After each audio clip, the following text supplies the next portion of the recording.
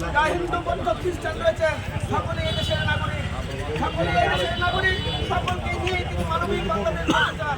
অতএব আমরা দীর্ঘস্থায়ী সুখ চাই। আমরা জনগণের হৃদয়ে অবস্থান করে ধানের শীষে ভোট দিয়ে আমার নেতা দেশ নায়ক তারেক রহমানকে দেশের প্রধানমন্ত্রী বানিয়ে প্রধানমন্ত্রী দেশের খেদমত করার সুযোগ দিতে চাই আমরা। সেই কারণে আপনাদের সকলকে কাজ করতে হবে ভাইরা, সকলকে কাজ করতে হবে। মনে রাখবেন 17 বছর দায়িত্ব যত কষ্ট থাকেন এখন তার একটু ভালো আছেন। মনে রাখবেন হালাল পথে ডাল ভাত খাওয়া কিন্তু অনেক আনন্দের। অবৈধ পথে টাকা রুজি করে ছেলে মেয়েকে মুরগির মাংস খেয়ে লাভ নেয়, আপনি ঘুমাতে পারবেন না।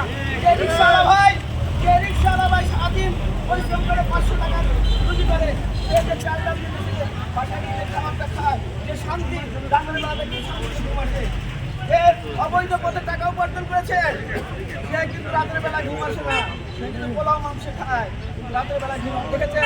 এদেশে হাজার হাজার কোটি টাকা লুটপাট হয়েছে। আজকে তারা কোথায়? আমার নেত্রী আমার মাকে দেশ ঘর ছাড়া করেছিল, আর জনগণ তাকে দেশ ছাড়া করেছে। সন্ত্রাসীদের আস্তানা এই বাংলায় থাকবে না, সন্ত্রাসীদের আস্তানা। খারাপ কাজ করে আছে, আমরা কোনো খারাপ কাজ করবো না ইনশাআল্লাহ। ভালো থাকার জন্য আপনাদের সকলকে আল্লাহ হাফেজ।